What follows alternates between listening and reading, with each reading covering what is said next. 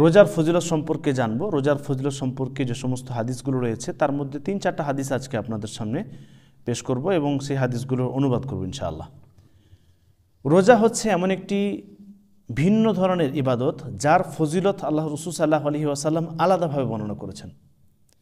অন্যান্য যে সমস্ত আমল রয়েছে সে সমস্ত আমলগুলি আমরা যদি করি তাহলে তার নির্ধারিত ফজিলত বর্ণনা করা হয়েছে যে এরকম ধরনের ইবাদত আপনি যদি করেন তাহলে তার ফজিলত হচ্ছে অমুক, এরকম ধরনের পুরস্কার বা এরকম ধরনের প্রতিদান আপনি পাবেন।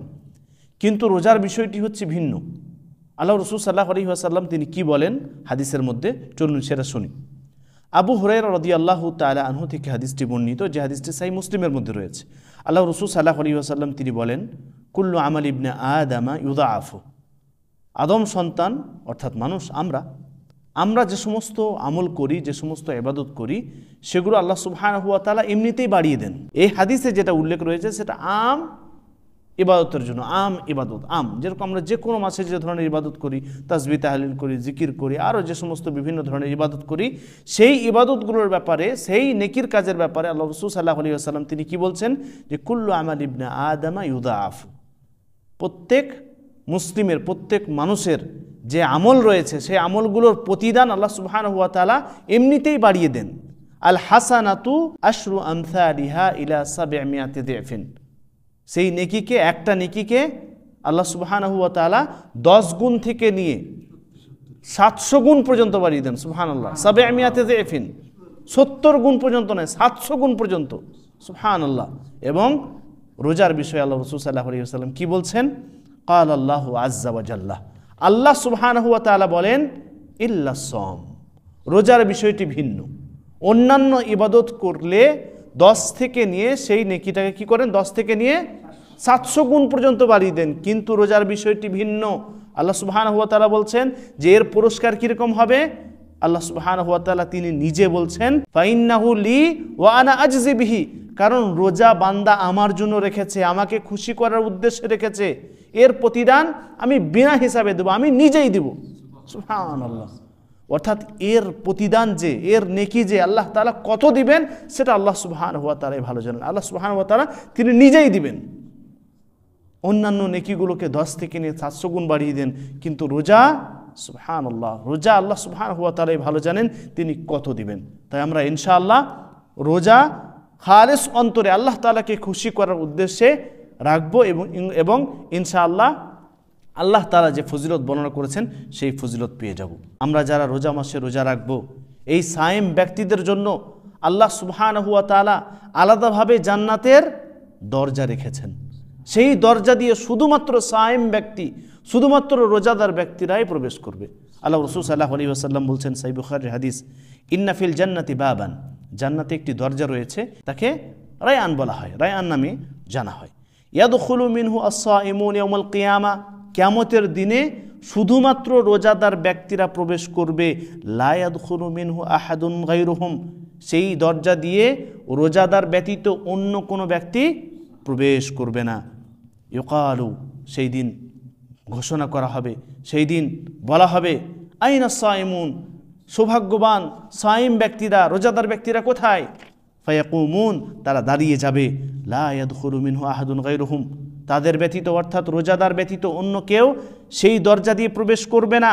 ফাইদা দাখালু, যখন রোজাদার ব্যক্তিরা সেই দরজা দিয়ে, সেই রায়আন দরজা দিয়ে প্রবেশ করে যাবে, উগলিকা, বন্ধ করে দেওয়া হবে। আল্লাহ রাসূল সাল্লাল্লাহু আলাইহি ওয়াসাল্লাম তিনি বলছেন যে বন্ধ করে দেওয়া হবে। ফালাম ইয়াদখুল মিনহু আহাদুন, এবং সেই দরজা দিয়ে এরপরে আর কোনো ব্যক্তি প্রবেশ করবে না। সুবহানাল্লাহ।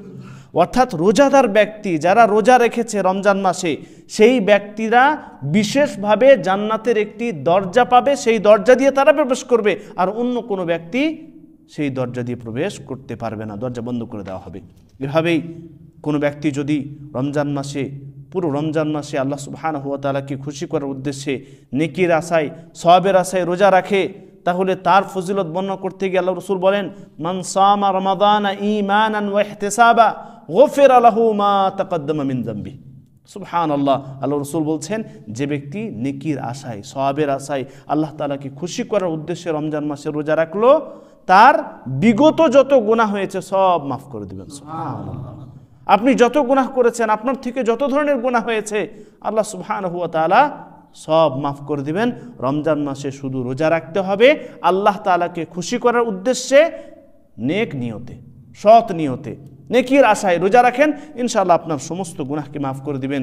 এমনকি যেই বান্দা একটি রোজা রাখে, সুবহানাল্লাহ, একটি রোজা রাখার ফজিলত শুনুন, এটা তো পুরো রমজান মাসের কথা উল্লেখ হচ্ছে। যেই বান্দা মাত্র একটি রোজা রাখবে, যে ব্যক্তি মাত্র একটি রোজা রাখবে, তার ফজিলত বর্ণনা করছেন যে হাদিসটি সহিহ বুখারী এবং সহিহ মুসলিমের মধ্যে রয়েছে। আল্লাহ রাসূল সাল্লাল্লাহু আলাইহি ওয়াসাল্লাম তিনি বলেন, মান সামা ইয়াওমান ফি সাবিলিল্লাহ, আল্লাহ তাআলাকে খুশি করার উদ্দেশ্যে যে ব্যক্তি মাত্র একটি রোজা রেখেছে। কয়টি? একটি রোজা রেখেছে। বা'আদাল্লাহু ওয়াজহাহু আনিন নার ৭০ খরিফান, সেই ব্যক্তি থেকে আল্লাহ সুবহানাহু ওয়া তাআলা জাহান্নামকে তার রোজা রাখার বিনিময়ে জাহান্নামকে ৭০ বছরের পথ পরিমাণ দূরত্ব করে দেবেন। সুবহানাল্লাহ, এত দূরে জাহান্নাম থাকবে। তো আল্লাহ রাসূল সাল্লাল্লাহু আলাইহি ওয়াসাল্লাম তিনি এখানে বিশেষভাবে একটি রোজা রাখার ফজিলত বললেন। ৩০টি রোজা রাখলে কত সওয়াব পাওয়া যাবে? একটি রোজা রাখলে যদি জাহান্নামকে আল্লাহ সুবহানাহু ওয়া তাআলা আপনার থেকে ৭০ বছরের পথ পরিমাণ দূরত্বে রাখেন, তাহলে ৩০টি রোজা রাখলে কত সওয়াব পাওয়া যাবে, কত দূরত্ব করে দেবেন। তাই ইনশাআল্লাহ আমরা রোজা সৎ নিয়তে দৃঢ় সংকল্প রাখুন এখন থেকেই, এবং আল্লাহ তাআলাকে খুশি করার উদ্দেশ্যে রোজা রাখবো। এই ৩০টি রোজা যেন একটাও রোজা কোনোভাবে মিস না যায়, এবং রোজাগুলো সম্পূর্ণ রোজা যেন আমরা এমনভাবে অতিবাহিত করতে পারি যেভাবে আল্লাহ রাসূল সাল্লাল্লাহু আলাইহি ওয়াসাল্লাম বলেছেন, যেভাবে সাহাবায়ে কেরামরা রোজা রেখেছেন, যেভাবে আল্লাহ রাসূল সাল্লাল্লাহু আলাইহি ওয়াসাল্লাম রোজা অবস্থায় যে সমস্ত কাজগুলি করতে বলেছেন সেগুলো করব, এবং যেগুলো থেকে বিরত থাকতে বলেছেন সেগুলো আমরা বিরত থাকব। পরিশেষে আল্লাহ রাব্বুল আলামিনের কাছে দোয়া করি, হে আল্লাহ, তোমাদের সকলকে এই রমজান মাসে বেশি বেশি করে ভালো ইবাদত করার, নেক আমল করার তৌফিক দান করুন। আমিন। তাকাব্বাল রাব্বুল আলামিন।